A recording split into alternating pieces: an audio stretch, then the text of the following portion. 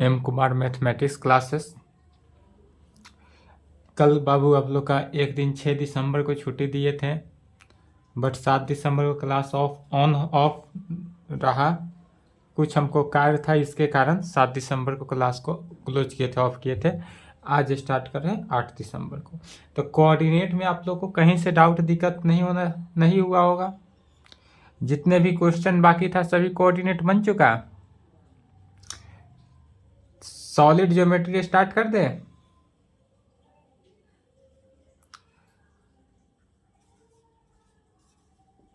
Solid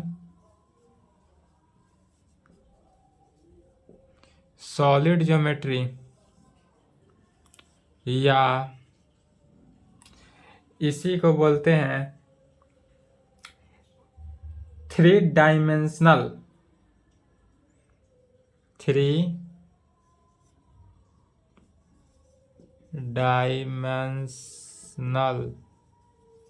या इसी को एक और नाम से शॉर्ट फॉर्म में 3D से डिनोट करते हैं। क्या कहते हैं? Solid geometry. स्टार्ट करना है, सॉलिड ज्योमेट्री नाम दिया जाता है। इसको 3 डायमेंशनल भी बोला जाता है, या इसी को शॉर्ट फॉर्म में 3D भी लिखा जाता है। जैसे कोऑर्डिनेट ज्योमेट्री था, कोऑर्डिनेट ज्योमेट्री को शॉर्ट फॉर्म क्या 2D लिखते थे, इसी प्रकार 3 डायमेंशनल को या सॉलिड ज्योमेट्री को शॉर्ट फॉर्म में 3D लिखते हैं। यह 3D यहाँ पर थोड़ा सा है, आपको 11th क्लास के लिए थोड़ा सा एकदम सिर्फ और सिर्फ इंट्रोडक्शन इसका नाम दिया हुआ है। अगर एनसीईआरटी बुक में देखेंगे तो इसका नाम क्या दिया हुआ है? Introduction to 3 dimensional. NCERT book में इसका क्या नाम दिया गया है? Introduction to 3 dimensional. मैंने 3 डायमेंशनल 3D का सिर्फ और सिर्फ क्या देना है? इंट्रोडक्शन देना है। क्लास 11th में 11th में ओनली फॉर इंट्रोडक्शन देना है। उसके बाद 12th क्लास में जब आप क्लास 12th में जाएंगे तब वहाँ पे क्लास 12th में क्या देखना है? 3D में प्लेन पर देखना है, बहुत कुछ पासिंग थ्रू लाइन जो है 3D के बारे में वहाँ पर डिफाइन करना है थोड़ा सा 11th के अकॉर्डिंग। और जब यदि आप ग्रेजुएट होते हैं, यदि ग्रेजुएशन मैथ ऑनर्स से करते हैं, मैथ ऑनर्स से करते हैं, तो वहाँ पे 3D का जो है एक क्या मिलेगा? बुक होगा, जो कि एक ग्रुप में डिफाइन होगा। ग्रुप नहीं, अब तो सेमेस्टर वाइज हो गया, सिलेबस चेंज हुआ है ग्रेजुएशन का। सेमेस्टर वाइज हो गया, तो 3D का क्या होता है? बुक ही मिलेगा, उसमें ओनली फॉर क्या है? 3D ही मिलेगा। तो अभी उतना नहीं देखना है, सिर्फ और सिर्फ नाम क्या है? इंट्रोडक्शन टू 3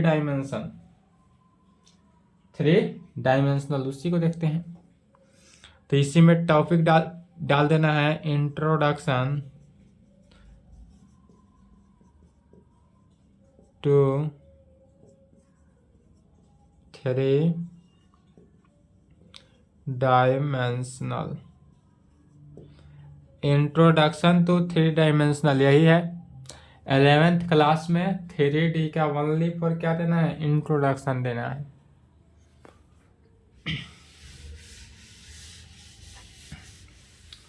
तो 3D जो है वह कितने प्रकार के होते हैं? टाइप्स ऑफ, इसी को या 3D जो है सॉलिड ज्योमेट्री जो है, इसी को बोला भी जा सकता है कोऑर्डिनेट इन 3D। यह जो है कोऑर्डिनेट भी कहा जा सकता है, किस में? 3D में। इसी को कोऑर्डिनेट ऑफ 3D भी बोला जाता है। तो यह जो है टोटल कितने प्रकार के होता है? टाइप्स ऑफ कोऑर्डिनेट, इसमें लिखेंगे types of coordinate in 3D। यह भी लिख सकते हैं, क्या लिख सकते हैं? Types of coordinate in 3D भी लिख सकते हैं, या टाइप्स ऑफ सॉलिड ज्योमेट्री भी लिख सकते हैं, या टाइप्स ऑफ सॉलिड ज्योमेट्री भी लिख सकते हैं, या टाइप्स ऑफ थ्री डायमेंशनल भी लिख सकते हैं, या टाइप्स ऑफ थ्री डी भी लिख सकते हैं। इनमें से कोई भी लिख सकते हैं, एक ही लिखेंगे। Types of coordinate in three D लिखे, या टाइप्स ऑफ सॉलिड ज्योमेट्री लिखे, या टाइप्स ऑफ थ्री डायमेंशनल लिखे, या टाइप्स ऑफ थ्री डी लिखे। सभी का मीनिंग क्या हुआ? एक ही हुआ। तो इसको 3 भागों में बांटा गया है। थ्री डी जो है, थ्री डी को टोटल कितने भागों में? 3 भागों में बांटा गया। पहला होता है rectangular Cartesian, spherical polar Cartesian and cylindrical coordinate में।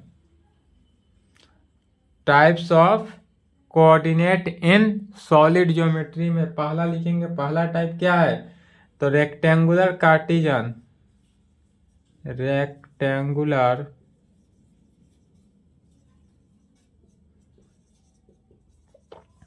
Rectangular Cartesian coordinate.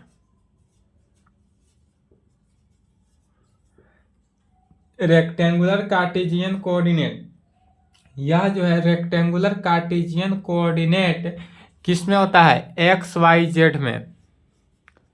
X y Z, अब तक 2D पढ़ते थे, 2D कोऑर्डिनेट ज्योमेट्री, उसमें कितना एक्स वाई ही लेकर चलते थे। बट अब जितने भी टर्म लेकर चलेंगे सभी में 3 कंडीशन आएगा, एक्स वाई एंड जेड तीनों लेकर चलेंगे। यह हुआ rectangular Cartesian. 11th class 12th class 11th में क्या है? ओनली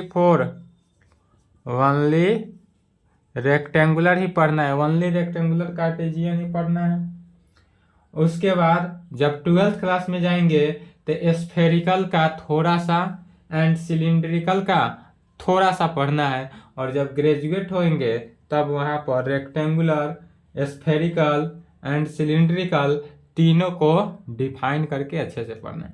यहाँ पर सिर्फ और सिर्फ रेक्टेंगुलर, 11th क्लास में सिर्फ और सिर्फ rectangular Cartesian coordinate x y z का, और इसी का क्या करना है? इंट्रोडक्शन देना है, इंट्रोडक्शन टू थ्री डायमेंशन।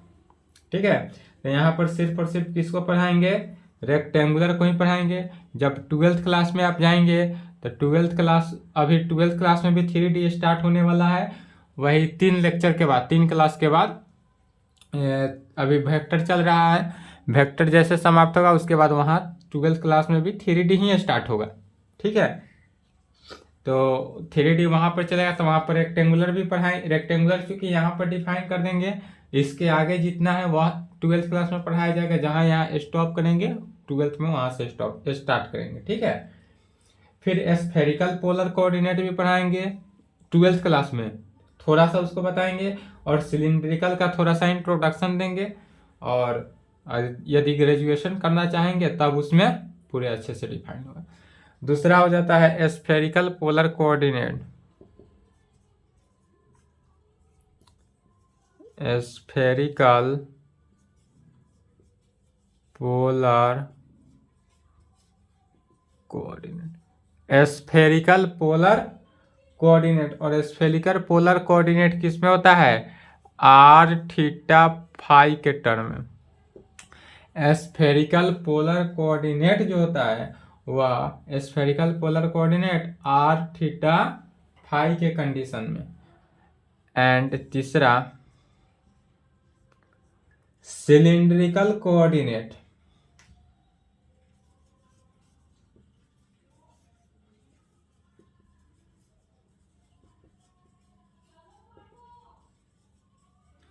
तीसरा क्या आता है? Cylindrical coordinate. और सिलिंड्रिकल कोऑर्डिनेट जो होता है वह किस कंडीशन में होता है? तो रो फाई जेड, इसको रो बोला जाता है, तो रो फाई जेड।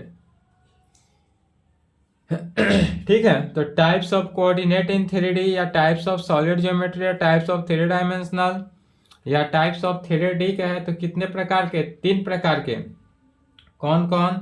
तो पहला हो गया rectangular Cartesian coordinate x y z में, spherical polar coordinate r theta phi के कंडीशन में, and cylindrical coordinate rho 5 z के कंडीशन में।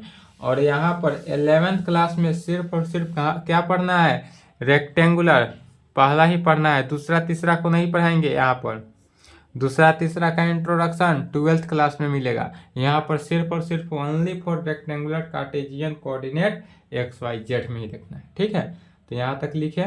इसके बाद टॉपिक डालेंगे रेक्टेंगुलर कार्टेशियन कोऑर्डिनेट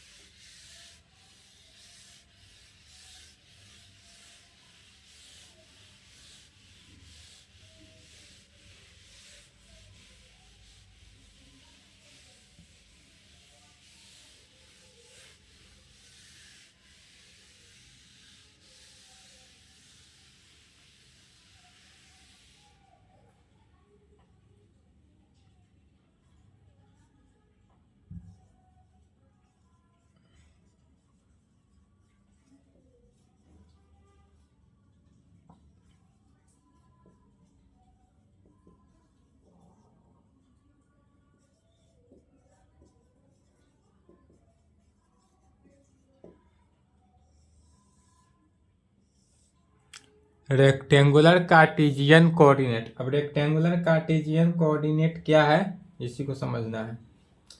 तो इसके लिए सबसे पहले फिगर समझ लेना है। जो फिगर है उसी फिगर समझ गए, इसका मतलब सब कुछ समझ गए रेक्टेंगुलर कार्टेशियन कोऑर्डिनेट की कंडीशन में। यदि हम यहाँ पर एक्स एक्सिस ले लें, वाई एक्सिस ले लें, 2D में जितने भी अभी 2D आते थे सभी में क्या लेते थे, एक्स एक्सिस वाई एक्सिस, इतना ही लेते थे। ठीक है, यहाँ पर वाई एक्सिस इसको ले लेते हैं, लेकिन यहाँ पर 3 कंडीशन लेना है, x axis, y axis, z axis.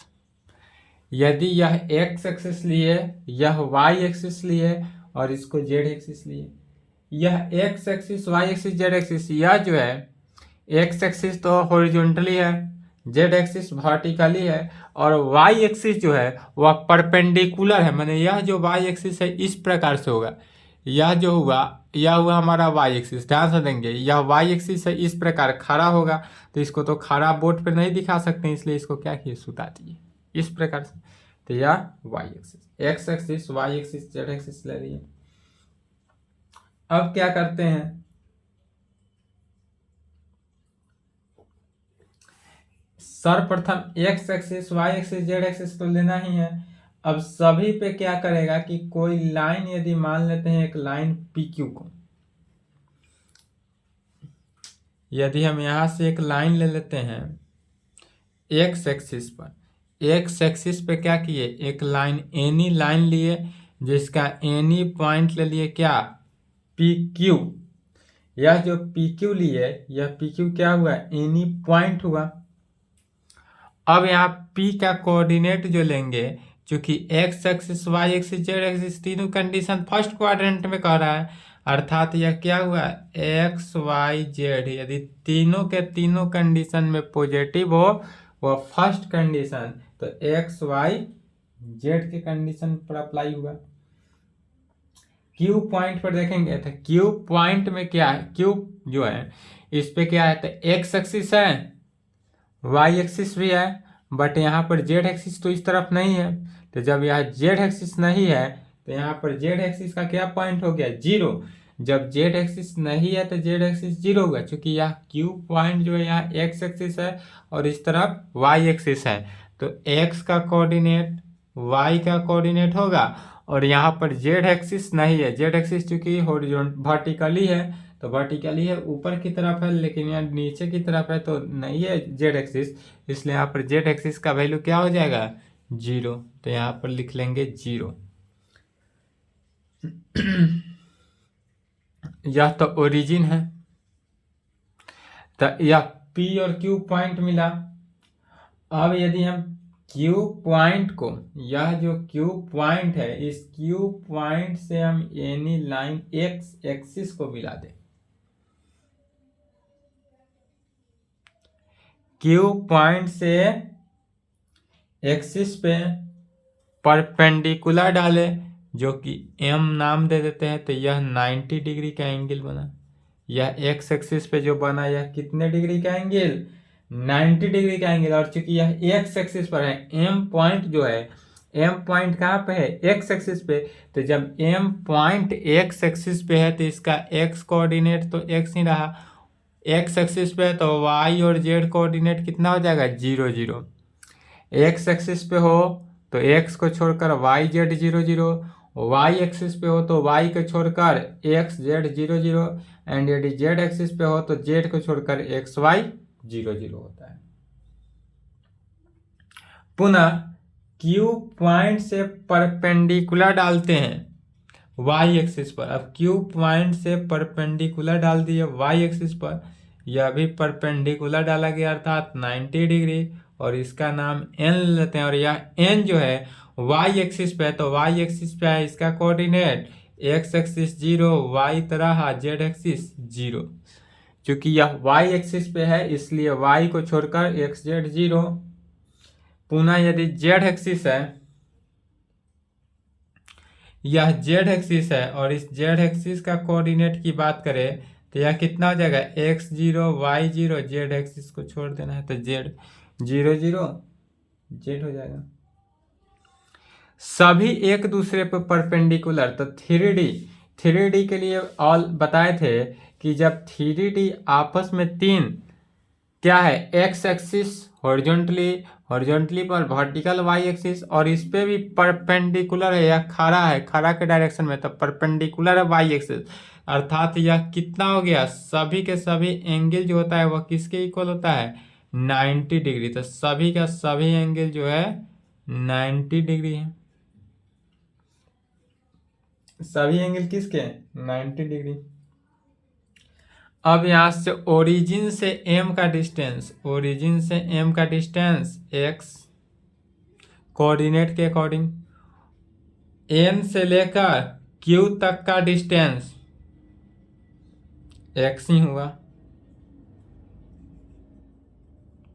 फिर ओरिजिन से n तक का डिस्टेंस जो हुआ वह क्या होगा, y।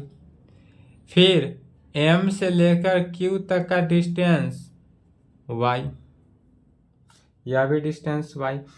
और P से लेकर Q तक का, P से Q का जो डिस्टेंस हुआ वही डिस्टेंस क्या होगा, Z। यह जो हुआ P से Q का डिस्टेंस, यह डिस्टेंस किसके इक्वल हुआ, Z के इक्वल, PQ। ठीक है, तो P से Q का डिस्टेंस, इस फिगर को नोट करें। इस फिगर को समझने में डाउट हुआ हो तो सब बोलेंगे, फिगर को नोट कर ले। अब जो फिगर समझाए हैं उसी फिगर को लिखा जा रहा है।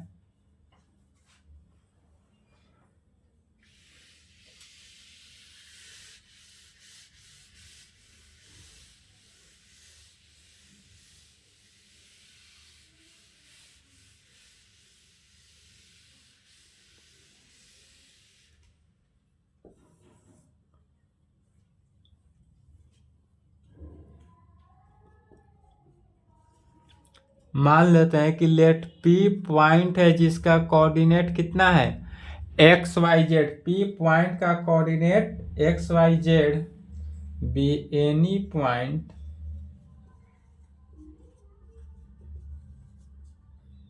इन space we draw the perpendicular PQ from P on XY plane पे। क्या लिखे, तो लेट मान लिए कि P पॉइंट जो है, P पॉइंट XYZ भी any point in space we draw the perpendicular to PQ, या जो PQ पे परपेंडिकुलर है कहाँ से, फ्रॉम P पॉइंट से एन XY प्लेन, या जो है XY प्लेन है इसी XY प्लेन पे। इसलिए PQ is equal to, therefore PQ का वैल्यू क्या हो गया, Z। यह जो PQ का वैल्यू हुआ वह Z के इक्वल हुआ। And coordinate of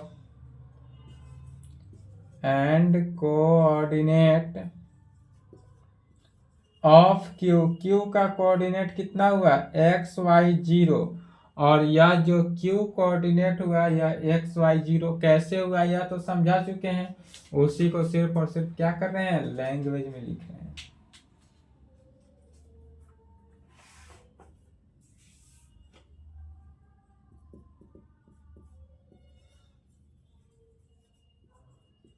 Y and Z coordinate of any point on x-axis are 0। यदि हमारे पास y एंड z कोऑर्डिनेट, यदि y और z कोऑर्डिनेट दोनों को देखा जाए of any point on x axis पे एनी पॉइंट हो तो r बाकी के क्या होगा, 0 होगा। इसलिए कोऑर्डिनेट ऑफ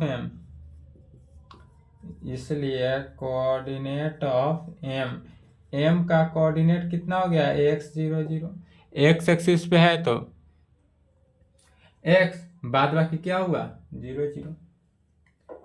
वेयर जहां O से M का डिस्टेंस जो होगा वह कितना होगा, x होगा।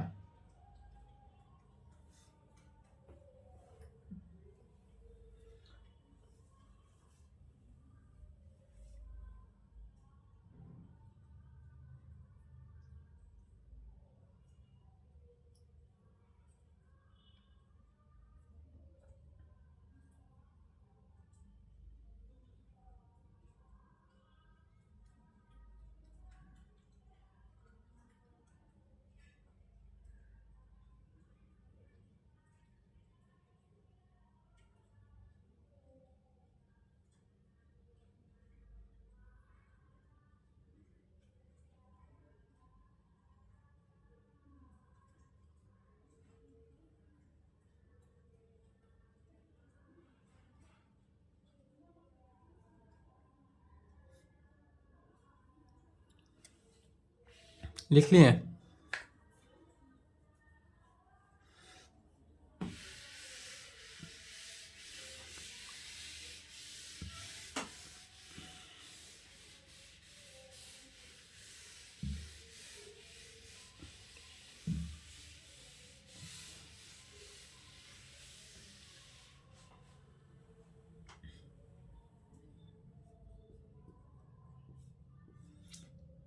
तीसरा नंबर पॉइंट लिखेंगे,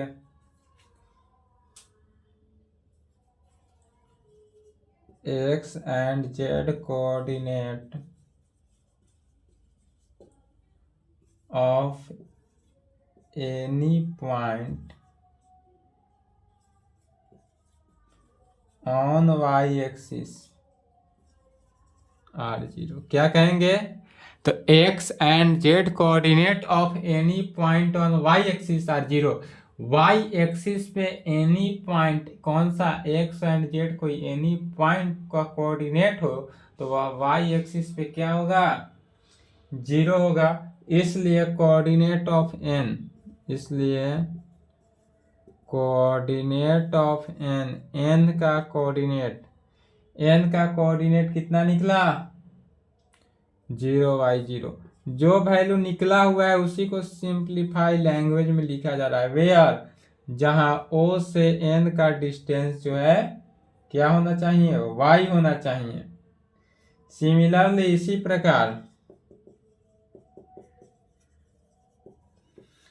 प्रकार क्या कह सकते हैं कि x एंड y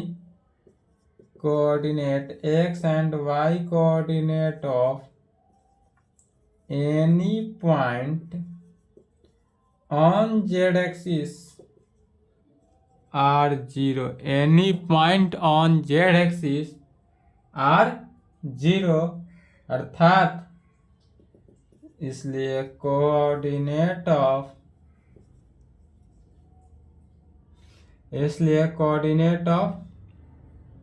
इस पॉइंट का, तो इसका नाम भी कुछ ले लेते हैं, MNPQ आर मान लेते हैं, या पॉइंट का नाम क्या ले लेते हैं, आर मान लेते हैं। तो कोऑर्डिनेट ऑफ आर, आर का कोऑर्डिनेट क्या हो गया है, 0 0 जेड हो जाएगा। वेयर, जहाँ की ओ से आर का डिस्टेंस क्या हो जाएगा, जेड, ओ से आर का डिस्टेंस जेड। यहां तक लिखे।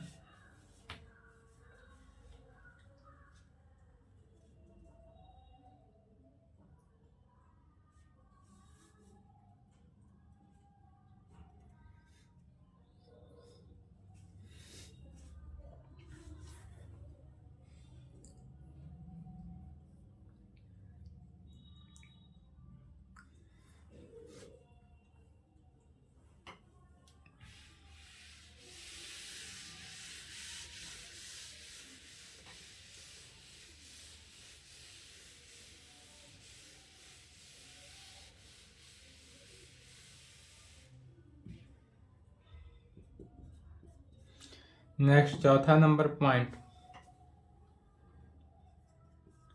यदि जेड कोऑर्डिनेट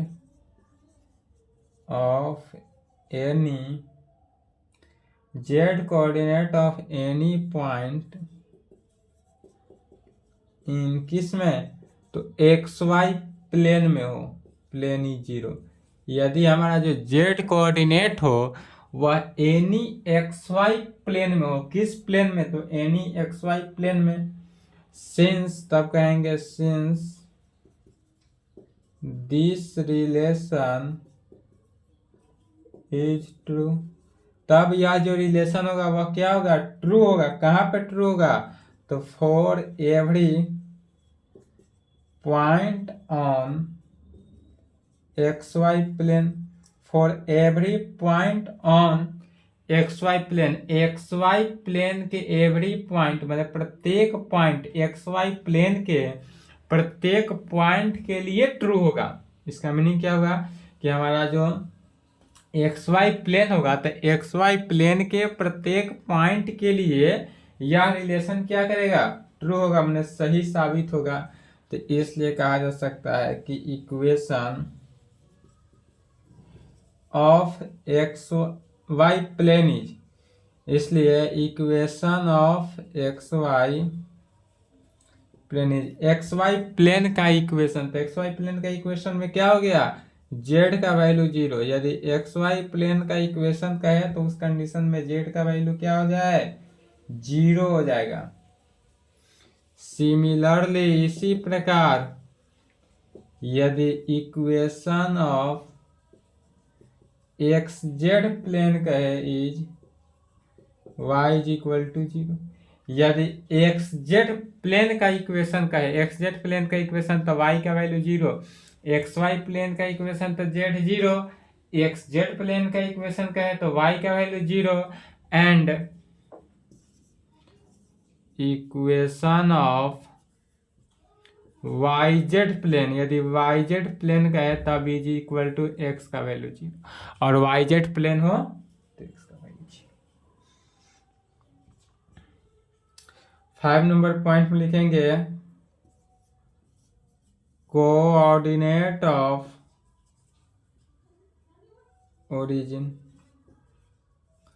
ओरिजिन जो होगा 0, इसका कोऑर्डिनेट क्या लिखेंगे, तो 0 0 पहले लिखे थे तब 0 0 नहीं लिखेंगे, यह 0 0 किसके लिए, 2D के लिए था, अब 3D है तो 000। 3D के कंडीशन में यही अंतर करना है कि 3D आ गया इसलिए क्या देंगे, 000 देंगे। एक्स वाई लेते थे, अब यहाँ पर एक्स वाई जेड लेंगे, वहां पर जो डबल लेते थे यहाँ पर सिर्फ ट्रिपल लेना, इतना ही का अंतर है। चलिए, तो यहाँ तक कंप्लीट करेंगे, आज की क्लास को यहीं पर संपन्न करते हैं, इसके आगे नेक्स्ट क्लास, यहाँ तक कंप्लीट करें।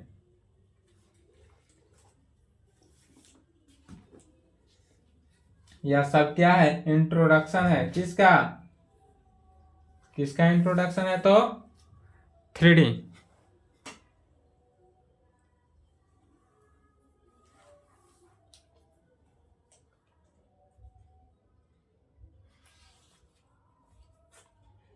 12th क्लास का बुक।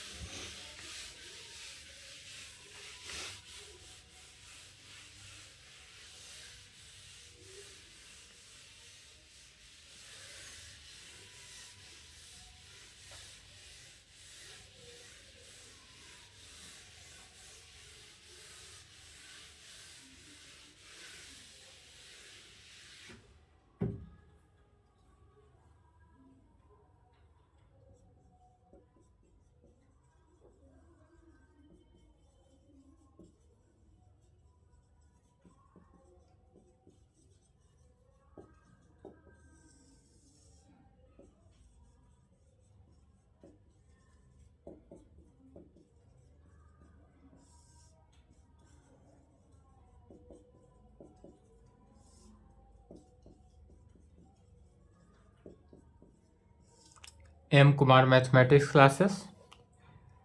क्लास वीडियो ऑफ नहीं किया था रे।